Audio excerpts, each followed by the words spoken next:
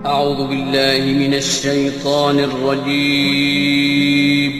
पनाह मांगता हूं मैं अल्लाह की शैतान मरदूद से। बिस्मिल्लाहिर रहमानिर रहीम। शुरू अल्लाह का नाम लेकर जो बड़ा मेहरबान निहायत रहम वाला है।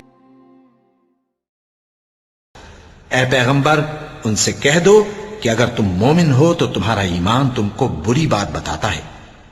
कह दो कि अगर आखिरत का घर और लोगों यानी मुसलमानों के लिए नहीं और अल्लाह के नजदीक तुम्हारे ही लिए मखसूस है, तो अगर सच्चे हो तो मौत की आरजू तो करो।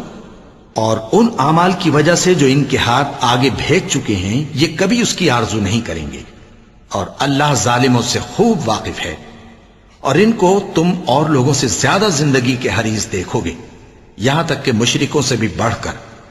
इनमें से हर एक यही ख्वाहिश करता है कि काश वो 1000 बरस जीता रहे, मगर इतनी लंबी उम्र उसको मिल भी जाए तो उसे अजाब से तो नहीं छुड़ा सकती। और जो काम ये करते हैं अल्लाह उनको देख रहा है। कह दो कि जो शख्स जिब्राईल का दुश्मन हो उसको गुस्से में मर जाना चाहिए, क्योंकि उसने तो ये किताब अल्लाह के हुक्म से तुम्हारे दिल पर नाजिल की है, जो पहली किताबों की तस्दीक करती है और ईमान वालों के लिए हिदायत और बिशारत है।